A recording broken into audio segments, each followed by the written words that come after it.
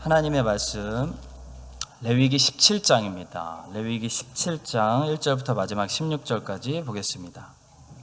레위기 17장 1절부터 16절까지 우리 천천히 합독하도록 하겠습니다.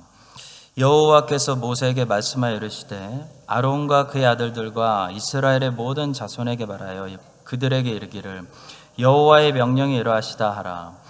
이스라엘 집의 모든 사람이 소나 어린 양이나 염소를 진영 안에서 잡든지 진영 밖에서 잡든지 먼저 회막 문으로 끌고 가서 여호와의 성막 앞에서 여호와께 예물로 드리지 아니하는 자는 피 흘린 자로 여길 것이라. 그가 피를 흘렸은즉 자기 백성 중에서 끊어지리라. 그런즉 이스라엘 자손이 들에서 잡던 그들의 제물을 회막 문 여호와께로 끌고 가서 제사장에게 주어 화목제로 여호와께 드려야 할 것이요 제사장은 그 피를 회막문 여호와의 제단에 뿌리고 그 기름을 불살라 여호와께 향기로운 냄새가 되게 할 것이라. 그들은 전에 음란하게 섬기던 숫 염소에게 다시 제사하지 말 것이니라. 이는 그들이 대대로 지킬 영원한 규례니라. 너는 또 그들에게 이르라. 이스라엘 집 사람이나 혹은 그들 중에 거류하는 거류민이 번제나 제물을 드리되 회막 문으로 가져다가 여호와께 드리지 아니하면 그는 백성 중에서 끊어지리라. 이스라엘 집 사람이나 그들 중에 거류하는 거류민 중에 무슨 피든지 먹는 자가 있으면 내가 그 피를 먹는 그 사람에게는 내 얼굴을 대하여 그를 백성 중에서 끊으리니 육체의 생명은 피에 있음이라. 내가 이 피를 너희에게 주어 제단에 뿌려 너희의 생명을 위하여 속죄하게 하였나니 생명이 피에 있으므로 피가 죄를 속하느니라. 그러므로 내가 이스라엘 자손에게 말하기를 너희 중에 아무도 피를 먹지 말며 너희 중에 거류하는 거류민이라도 피를 먹지 말라 하였나니 모든 이스라엘 자손이나 그들 중에 거류하는 거류민이 먹을 만한 짐승이나 새를 사냥하여 잡거든 그것에 피를 흘리고 흙으로 덮을지니라. 모든 생물은 그 피가 생명을 일체라. 그러므로 내가 이스라엘 자손에게 이르기를 너희는 어떤 육체의 피든지 먹지 말라 하였나니 모든 육체의 생명은 그것의 피인즉 그 피를 먹는 모든 자는 끊어지리라. 또 스스로 죽은 것이나 들짐승에게 찢겨 죽은 것을 먹은 모든 자는 본토인이거나 거류민이거나 그의 옷을 빨고 물로 몸을 씻을 것이며 저녁까지 부정하고 그 후에는 정하려니와 그가 빨지 아니하거나 그의 몸을 물로 씻지 아니하면 그가 죄를 담당하리라. 아멘. 오늘은 제물을 잡는 장소와 피에 대한 규례라는 제목으로 이제 레위기 후반전을 시작하겠습니다. 레위기는 지난주에 배웠던 대속죄일을 중심으로 두 부분으로 나눌 수가 있습니다. 1장부터 16장까지는 하나님께 나아가기 위해 어떻게 거룩해야 하는가를 다루고요. 그 중심에는 제사가 있습니다. 따라서 제사가 있기 때문에 제사를 드려야 하는 특별히 제사장에게 주로 주시는 말씀이 1장부터 16장 하나님께 나아가는 방법입니다. 그런데 대속죄를 중심으로 이제 우리는 열린 지성소 안에 들어와 있습니다. 이제부터 말씀하시는 이 레위기 후반전의 내용은 하나님께 어떻게 나아가기 위해 거룩할 것인가가 아니라 하나님을 만난 우리가 어떻게 이 거룩한 상태를 유지할 것인가를 다루고 있는 내용입니다. 따라서 레위기 후반절의 말씀은 제사보다는 이스라엘 백성들의 모든 생활 방식에 초점을 두고 있습니다. 따라서 이제부터 주시는 말씀은 꼭 제사장에게 말씀하시기보다는 이스라엘의 모든 백성들에게 심지어 외국인이나 타국인들에게도 포함하는 그들에게 말씀하시는 내용이 바로 레위기 후반전의 내용입니다. 자, 우리가 예배를 바르게 드리는 것은 신앙생활의 기본입니다. 예배는 거룩해야 합니다. 예배를 대충 드리거나 세상하고 똑같은 방식으로 드리거나 잘못 드리면 안 된다는 사실을 우리는 이미 나답과 아비후의 제사를 통해 심판을 통해 배웠습니다. 자, 그런데 크리스찬은 예배를 드린 후에 삶도 하나님 앞에서 거룩해야 됩니다. 예배를 잘 드렸으면 반드시 예배자의 삶이 거룩해져야 됩니다. 오늘 우리가 살펴보는 레위기 17장은 바로 그런 차원에서 이제 이스라엘 백성들의 생활이 어떻게 거룩해져야 되는지 가르쳐주는 그 첫 번째 말씀이라고 할 수 있는데요. 오늘 주시는 레위기 17장의 말씀을 통해 여러분과 저의 예배만 거룩해지는 것이 아니라 우리의 삶이, 여기 끝나고 집에 가서 우리의 모습이, 생활 방식이 거룩해질 수 있는 그런 역사가 일어나게 되기를 간절히 소망하고 축복합니다. 자, 먼저 첫 번째로 바른 예배를 드렸다면 우리의 삶 속에서 우상 숭배가 사라지는 은혜의 역사가 임해야 됩니다. 오늘 본문의 말씀을 크게 두 가지로 17장을 나누면 하나는 장소의 문제와 하나는 피의 문제를 다루고 있습니다. 1절부터 9절까지는 동물을 어디서 잡을 수 있는지, 희생제사를 어디서 드릴 수 있는지 장소의 문제를 다루고 있고요. 10절부터 16절까지는 피를 어떻게 다뤄야 하는지 피 문제를 다루고 있습니다. 더 세부적으로 살펴보면 성경을 펴고 보시면 3절부터 7절까지의 말씀은 제사에 사용되어지는 이 동물들을 회막문 밖에서 잡는 것을 전부 금하고 있는 말씀입니다.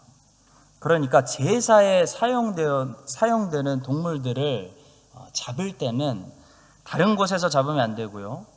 각자 집에서 잡아서 가져와도 안 되고요. 꼭 하나님의 회막문 앞에서만 그 동물들을 잡게 했다는 겁니다. 또 8절과 9절은 하나님의 회막에서 제사를 드리지 않고 혹시 다른 데서 어떤 제단을 만들어 놓고 제사를 드리면 안 된다는 것을 말씀하고 있습니다. 자, 다시 정리하면 제물을 잡을 수 있는 장소와 제물을 제사로 드릴 수 있는 장소에 대해서 하나님께서 너무나 엄격하게 오직 하나님의 성막에서만 이 일이 가능하도록 율법으로 법을 정하셨다는 겁니다. 자, 그런데 하나님께서 이렇게 하신 이유는 무엇일까요? 다른 것이 아니라 바로 우상 숭배의 가능성을 완전히 없애기 위한 것이었습니다. 이스라엘 사람들이 이 말씀을 받았을 때만 해도 주변의 컬처는 아무 데서나 제사를 드리는 그런 우상 숭배가 가득한 컬처였습니다. 하나님께서는 이런 모든 잘못된 제사, 우상 숭배의 가능성을 이스라엘 안에 완전히 제거하기 위해서 아예 하나님의 성막이 아니면 다른 곳에서는 제사 자체를 금지하시고 심지어 동물을 잡는 것 자체를 미리 예방 차원에서 금지하셨다는 겁니다. 자, 따라서 이스라엘 백성들은 혹시 고기를 먹고 싶어도 고기를 먹고 싶을 때마다 자유롭게 각자 집에서 동물을 잡지 못하고 꼭 먼저 하나님의 성막으로 가져와서 하나님께 먼저 화목제를 드리고 그 남은 제물의 고기만 먹어야 했다는 겁니다. 3절부터 5절의 말씀이 그 내용입니다. 이스라엘 집의 모든 사람이 소나 어린 양이나 염소를 진영 안에서 잡든지 진영 밖에서 잡든지 먼저 회막 문으로 끌고 가서 여호와의 성막 앞에서 여호와께 예물로 드리지 아니하는 자는 피 흘린 자로 여길 것이라. 그가 피를 흘렸은즉 자기 백성 중에서 끊어지리라. 그런즉 이스라엘 자손이 들에서 잡던 그들의 제물을 회막 문 여호와께로 끌고 가서 제사장에게 주어 화목제로 여호와께 드려야 할 것이요 말씀합니다. 자, 보세요 성도님들, 이 율법대로 하면요 하나님의 성막에서 만약 멀리 떨어져서 사는 사람은 채식주의자가 될 가능성이 높다는 것을 금방 상상할 수 있습니다. 고기를 먹고 싶을 때마다 동물을 자유롭게 아무 데서나 잡지도 못하고 먼저 항상 성막까지 끌고 와서 하나님께 화목제를 드리고 그 제사 드린 고기를 유일한 고기로 먹었다면 여러분 얼마나 현실적으로 많은 사람들이 자주 고기를 먹을 수 없었겠습니까? 이스라엘 백성들을 이런 식으로 살면 다 채식주의자들이 될 수밖에 없는 겁니다. 자, 따라서 이 레위기 17장 이 앞부분에 나와 있는 율법은 이스라엘 백성들이 광야에서 성막을 중심으로 이동할 때 40년 동안에만 적용되는 말씀이었다는 것을 알 수 있습니다. 왜냐하면 가나안 땅 입성을 눈앞에 두고 이제 가나안 땅으로 들어가려고 할 때 모세는 율법을 다시 모세를 통해서 하나님께서 조정해 주실 때 이 신명기의 말씀을 통해 하나님께서는 이 율법을, 이 고기 먹는 율법을 다시 이렇게 조정해 주셨음을 알 수 있기 때문입니다. 신명기 12장 20절부터 23절입니다. 내 하나님 여호와께서 내게 허락하신 대로 내 지경을 넓히신 후에 내 마음에 고기를 먹고자 하여 이르기를 내가 고기를 먹으리라 하면 내가 언제나 마음에 원하는 만큼 고기를 먹을 수 있으리니 만일 내 하나님 여호와께서 자기 이름을 두시려고 택하신 곳이 내게서 멀거든 내가 내게 명령한 대로 너는 여호와께서 주신 소와 양을 잡아 내 각 성에서 내 마음에 원하는 모든 것을 먹되 정한 자나 부정한 자를 막론하고 노루나 사슴을 먹는 것 같이 먹을 수 있거니와 다만 크게 삼가서 그 피는 먹지 말라. 피는 그 생명인즉 내가 그 생명을 고기와 함께 먹지 못하리니 말씀하십니다. 자, 보시면 이스라엘 백성들이 광야에 있을 때는 고기를 먹고 싶을 때마다 꼭 두 가지를 지켜야 했습니다. 그것이 레위기 17장입니다. 하나는 동물을 아무 데서나 잡지 못했고요. 꼭 하나님의 성막까지 가져와서 화목제를 드린 고기만 먹을 수 있었다는 겁니다. 또 하나는 고기를 먹더라도 먼저 피를 다 쏟고 피를 먹으면 안 된다는 것이었습니다. 두 가지를 지켜야 됩니다. 자, 그런데 이스라엘 백성들이 이제 가나안 땅에 들어간 후에는 고기를 먹고 싶을 때마다 두 가지가 아니라 한 가지만 지키면 됩니다. 그것이 신명기 12장의 말씀입니다. 곧 하나님의 성막이 있는 곳이 너무 멀 수도 있기 때문에 이제 성막이 이동하는 것이 아니기 때문에 동물들을 아무 데서나 잡아서 먹어도 되는데요. 피는 여전히 쏟아버리고 피는 먹지 말아라 라는 말씀은 여전히 유효했다는 것입니다. 자, 그러면 우리는 여기서 이런 질문을 던질 수 있습니다. 왜 광야에서는 가나안 땅보다 더 엄격한 율법을 지키게 하셨을까? 혹시 광야에는 우상숭배 위험이 가득하고 가나안 땅에는 우상숭배 위험이 없었을까? 아니죠. 왜 하나님께서는 광야에 있을 때는 이스라엘 백성들의 혹시 모를 우상숭배 가능성을 완전히 막기 위해서 아무 데서나 동물을 잡지도 못하게 하셨는데 거의 고기를 못 먹게 하신 거죠. 왜 가나안 땅에 들어간 후에는 그 땅에 여전히 이방인들의 잘못된 제사의식이 많이 있었는데도 불구하고 이제 고기를 먹어라. 아무 데서나 동물을 잡을 수 있다라고 허락하셨냐는 겁니다. 하나님께서 주의 백성들을 광야에서 훈련하셨기 때문입니다. 이스라엘 백성들은 광야에서 훈련받은 겁니다. 무슨 훈련을 받은 겁니까? 우상 숭배를 하지 않도록 율법을 통해서 완전히 차단돼서 철저하게 훈련받은 겁니다.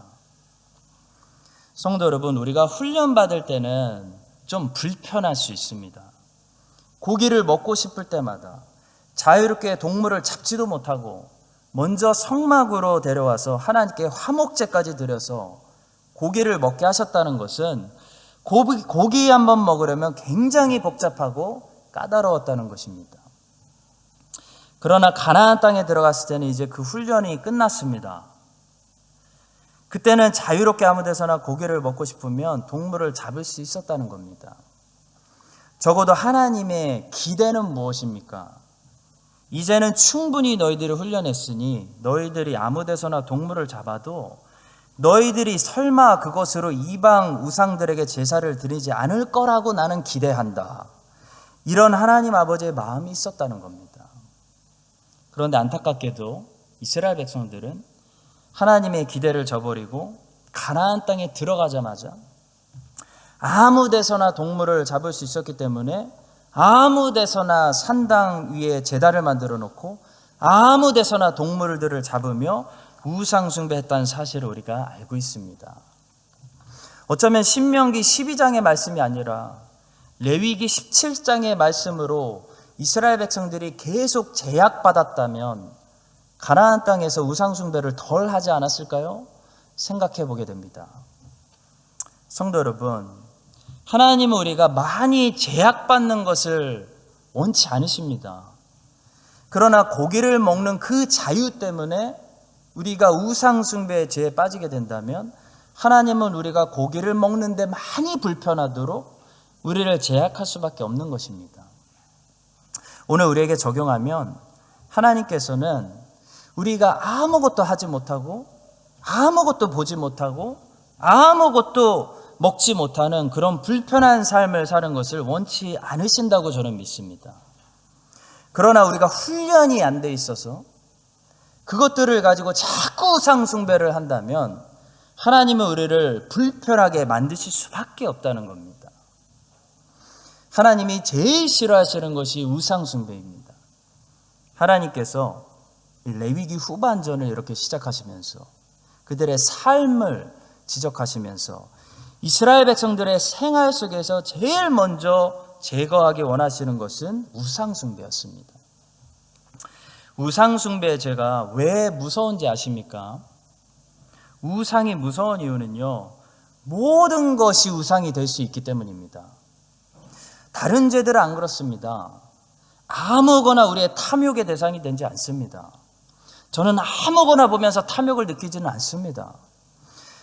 아무나 우리의 간음이 대상이 되는 것은 아닙니다. 그런데 우상만큼은요, 정말 모든 것이 우리의 우상의 대상이 될 수 있습니다. 사랑하는 남편과 아내도 우상이 될 수 있고, 사랑하는 자녀들도 우상이 될 수 있고, 건강도, 가정도 우상이 될 수 있고, 심지어 사역도, 목회도 우상이 될 수 있습니다. 모든 것들이 우상이 될 수 있습니다. 그래서 우상 숭배가 제일 무서운 죄입니다. 하나님의 자리에 다른 것들을 갖다가 놓는 것이 우상 숭배입니다. 하나님을 다른 것으로 대체해버리는 것이 우상 숭배입니다. 성도 여러분, 하나님께서 이스라엘 백성들이 우상 숭배하지 않도록 훈련시키기 위해서 40년 동안 광야에서 만나를 주시면서 몸에 필요한 고기까지 자주 먹지 못하도록 제한시키고 훈련하셨습니다. 여러분과 제가 다 끊어야 되는 그런 불편한 삶을 살기 전에 하나님이 이 좋은 뉴질랜드 땅에서 허락하신 것들을 우리가 잘 관리하고 그것이 하나님의 자리에 올라가지 않도록, 그것이 하나님을 대체해서 우리의 우상이 되지 않도록, 그래서 우리가 이 가나안 땅을 더럽히지 않도록 우리가 알아서 절제하는 그런 지혜로운 자들이 되시기를 주님의 이름으로 간절히 축원합니다. 두 번째로 오늘 본문을 통해 하나님께서는 생명을 소중히 여기라고 말씀하고 계십니다. 10절부터 16절까지의 내용은 한마디로 얘기해서 고기를 먹어도 피를 먹지 말라는 말씀입니다. 그 이유가 자세히 설명이 되어 있습니다. 피가 곧 생명이기 때문입니다. 11절입니다. 육체의 생명은 피에 있음이라. 내가 이 피를 너희에게 주어 제단에 뿌려 너희의 생명을 위하여 속죄하게 하였나니 생명이 피에 있으므로 피가 죄를 속하느니라 말씀합니다. 자, 피를 먹지 말라는 이 말씀은 지금 하나님께서 광야에 있는 이스라엘 백성들에게 처음 주신 말씀이 아닙니다. 자, 창세기 9장으로 돌아가시면 노아에게 이미 주신 말씀입니다. 노아는 홍수 이전에 원래 채식주의자였죠.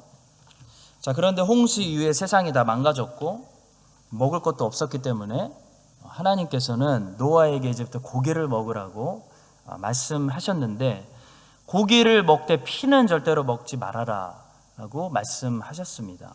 창세기 9장 3절과 4절입니다. 모든 상 동물은 너희의 먹을 것이 될지라 채소같이 내가 이것을 다 너희에게 주노라. 그러나 고기를 그 생명되는 피째 먹지 말 것이니라. 또 하나님께서는 노아에게 피를 먹지 말아야 되는 구체적인 이유까지 설명해 주셨습니다. 5절과 6절입니다. 내가 반드시 너희의 피, 곧 너희의 생명의 피를 찾으리니 짐승이면 그 짐승에게서, 사람이나 사람의 형제면 그에게서 그의 생명을 찾으리라. 다른 사람의 피를 흘리면 그 사람의 피도 흘릴 것이니 이는 하나님이 자기 형상대로 사람을 지으셨음이니라 말씀합니다.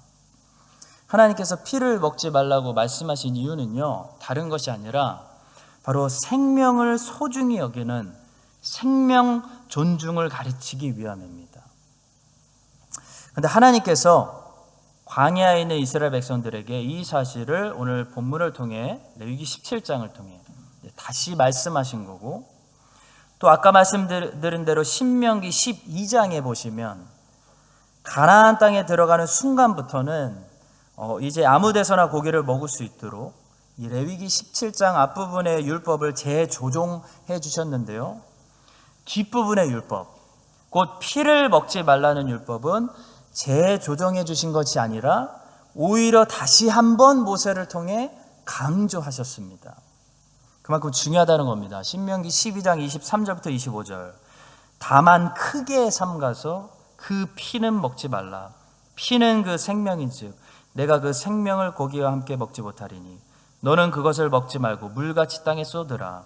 너는 피를 먹지 말라. 내가 이같이 여호와께서 의롭게 여기시는 일을 행하면 너와 내 후손이 복을 누리리라. 벌써 구약에서 세 번째 말씀하시는 겁니다. 피를 먹지 말아라. 자, 그런데 성도님들, 더욱더 놀라운 사실은 이 피를 먹지 말라라는 율법이 심지어 신약에 와서도 결코 사라지지 않는다는 겁니다. 저는 이 사실을 깨닫고 깜짝 놀랐습니다. 자, 사도행전 15장에 보시면 예루살렘 공의회가 나오는데 모세 율법을 지키지 않고 할례를 받지도 않고 오직 믿음으로만 은혜로 구원받는다는 이신층의 교리를 최초로 교회가 공식적으로 확립을 하는 거죠. 자, 그때 야고보와 사도들이 그 이방인 크리스찬들을 향해서 그래도 이것은 하지 말아라. 너희가 오직 믿음으로 할례 안 받고 율법 안 지켜도 너희들이 오직 믿음으로 오직 은혜로 하나님 앞에 의롭게 되는 거 맞는데 그래도 이것은 하지 말아라라고 다음과 같은 내용을 편지로 보냈다는 것을 볼 수 있습니다. 다만 우상의 더러운 것과 음행과 목매어 죽인 것과 피를 멀리하라고 편지하는 것이 옳으니라고 했습니다. 여기서 목매어 죽인 것은 당시 이방인들에게 피를 땅에 쏟아버리지 않고 동물들을 목 메어서 죽인 동물들을 그들이 피와 함께 그대로 먹는 문화가 있었음을 말해주는 것입니다. 자, 사도들은 할례를 받지 않아도 되고 모세 율법을 지키지 않아도 오직 예수 그리스도를 믿는 믿음으로만 의롭게 된다는 이신칭의 교례를 지금 말하고 있는데요, 그런데도 불구하고 이방인들에게 이런 것은 하지 말아라, 꼭 피는 먹지 말아라 라고 가르쳤다는 놀라운 사실을 우리는 신약 성경에서 발견하게 되는 것입니다. 성도 여러분, 한마디로 성경은 노아 때부터 사도들의 때까지 동일하게 피를 먹지 말아라 라고 가르치고 있습니다. 자, 이것은 하나님께서 얼마나 생명을 존중하라고 가르치시는지, 또 사람이 잔인해지지 않기 위해서 얼마나 말씀으로 우리를 경계하고 있는지를 보여주는 아주 중요한 말씀입니다. 우리는 팩앤세이브를 통해 고기를 아주 깔끔하고 편하게 공급받습니다. 자, 제가 뉴사우스웨일즈 시골에서 학교를 다닌 적이 있는데요, 그 시골 학교에서는 이어 7 아이들에게 염소 머리를 자르고 닭 모가지를 비트는 방법을 가르쳐 줬습니다. 저는 어렸을 때 충격 먹었습니다. 만약 모든 사람들이 그렇게 다 각자 동물을 잡아서 고기를 얻어야 한다면 아마도 우리 모두는 지금보다 훨씬 더 잔인해질 수도 있습니다. 따라서 하나님께서는 고기를 어쩔 수 없이 먹는 인간에게 피를 먹지 말라는 말씀을 계속 반복하심으로써 인간이 쉽게 잔인해져서 나중에는 그냥 사람도 쉽게 살인하게 되고 생명의 소중함을 잃어버리지 않도록 경계하시는 것입니다. 고기를 먹지 말라라가 아니라 피를 먹지 말라는 겁니다. 잔인해지지 말라는 겁니다. 생명의 소중함을 잊지 말라는 겁니다. 동물은 죽이더라도 잔인하게 죽여서는 안 되며 사람의 생명은 절대로 빼앗으면 안 된다는 것입니다. 성도 여러분, 우리 하나님은 생명을 소중히 여기시는 분입니다. 온 천하보다 한 생명이 소중하다고 말씀하신 분입니다. 예수님께서는 미워하는 것도 살인이라고 말씀하셨는데 생명 존중의식이 점점 더 사라지고 있는 이 세상 속에서 생명을 정말 소중히 여기는 사람들, 그래서 천하보다 귀한 한 생명을 구원하기 위해 복음을 전할 수 있는 우리 교회가 될 수 있기를 예수님의 이름으로 축복합니다. 마지막으로 우리는 본문이 결국 예언하고 있는 주님의 피, 주님의 생명에 대해서 묵상하게 됩니다. 자, 레위기 17장의 말씀은 결국 예언적인 측면에서 보면 자기의 피를 흘려서 우리에게 생명을 주시는 메시아를 보여주고 있는 말씀입니다. 레위기 본문에서는 절대로 피를 마시지 말라라고 말씀하는데요. 왜냐하면 본문에서 피를 마신다는 의미는 남의 생명을 빼앗는다는 의미와 같았기 때문입니다. 자, 그러나 우리 주님께서는 이렇게 말씀하십니다. 예수께서 이르시되 내가 진실로 진실로 너희에게 이르노니 인자의 살을 먹지 아니하고 인자의 피를 마시지 아니하면 너희 속에 생명이 없느니라 말씀하십니다. 주님께서는 거꾸로 우리를 위해 자기의 생명을 내어주셨기 때문에 자기의 피를 우리가 마시지 않으면 우리 안에 생명이 없다고 피를 마시라고 말씀하십니다. 자, 따라서 우리는 주님의 피에 대해서 이 성경의 명령을 따라 세 가지 반응을 해야 됩니다. 첫 번째는 그분의 피를 마셔야 한다는 겁니다. 자, 주님의 피를 마신다는 것은 상징적인 말이죠. 우리가 주님과 연합한다는 것을 의미합니다. 피라는 것은 몸 안에 있습니다. 피가 몸 밖으로 나오면 생명도 몸 밖으로 나오면서 죽음을 경험하게 됩니다. 자, 따라서 피는 몸 안에 있는 건데 주님께서 주님의 피를 마시라는 의미는 주님과 연합하자는 의미이고 주님 안에 거하라는 의미입니다. 자, 그래서 크리스찬의 존재는요, 단순히 주님과 동행하는 존재가 아닙니다. 훨씬 그 이상입니다. 크리스찬이 누굴까요? 크리스찬의 존재는 하나님과 동행하는 존재가 아닙니다. 엄밀히 얘기하면 하나님 안에 있는 존재입니다. 우리는 주님 안에 있습니다. 우리는 주님과 연합했습니다. 주님과 우리는 하나입니다. 주님은 교회의 머리이시고 우리는 주님의 몸이 되었습니다. 주님의 생명이 우리 안에 있습니다. 그래서 하나님의 나라는 너희 안에 있다라고 주님이 제자들에게 말씀하셨습니다. 가지가 포도나무에 붙어 있는 것처럼 우리가 주님 안에 거하면 우리는 많은 열매를 맺는 삶이 됩니다. 이렇게 주님의 피는 우리를 주님과 하나 되게 합니다. 우리가 주님 안으로 들어가게 하는 놀라운 일을 하는 것이 주님의 피입니다. 따라서 우리는 주님의 피를 마셔야 됩니다. 상징적으로 마시라는 겁니다. 자, 두 번째로 주님의 피는 또한 우리의 믿음의 대상입니다. 따라서 우리는 그분의 보혈의 능력을 믿어야 됩니다. 피와 믿음 사이에는 둘의 관계성이 존재합니다. 구약의 출애굽기를 보시면 6월절 밤에 이스라엘 백성들은 하나님의 말씀대로 6월절 제물의 피를 어떻게 했습니까? 문설주에 발랐습니다. 바른 사람은 이 가정이 구원받고 바르지 않은 사람은 장자가 그날 밤에 죽임을 당했습니다. 자, 그런데 그걸 바르려면 무엇이 필요합니까? 반드시 무엇이 필요합니까? 믿음이 있어야 됩니다. 어떤 믿음입니까? 하나님의 말씀에 대한 믿음입니다. 하나님이 그렇게 말씀하신 대로 하실 것이다 라는 믿음이 있기 때문에 그 피를 바르는 겁니다. 그 믿음이 없이는 문설주에 피를 바르지 못하는 겁니다. 따라서 성도 여러분, 피는 믿음과 관계성을 가지고 있습니다. 우리는 주님의 보혈이 우리의 죄를 사한다는 하나님의 말씀을 믿어야 됩니다. 히브리서 9장 22절, 율법을 따라 거의 모든 물건이 피로써 정결하게 되나니 피 흘림이 없음즉 사함이 없느니라. 히브리서 10장 22절, 우리가 마음의 뿌림을 받아 악한 양심으로부터 벗어나고 몸은 맑은 물로 씻음을 받았으니 참 마음과 온전한 믿음으로 하나님께 나아가자 했습니다. 주님의 보혈은 믿는 자에게 능력을 주십니다. 주님의 보혈을 믿고 그 능력으로 사함을 받고 하나님께 나아갈 수 있게 되기를 바랍니다. 마지막으로 우리는 그분의 피를 자주 기념해야 됩니다. 주님의 명령입니다. 주님께서 그렇게 하라고, 자신의 피를 자주 기억하라고 성만찬 예식을 우리에게 제정해 주셨습니다.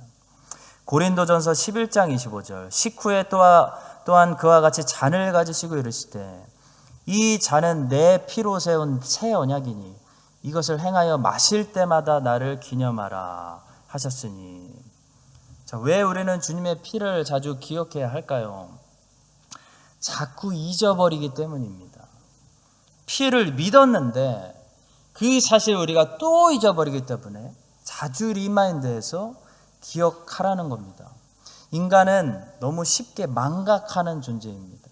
인간의 특기가 있죠. 망각입니다. 망각. 잊어버립니다.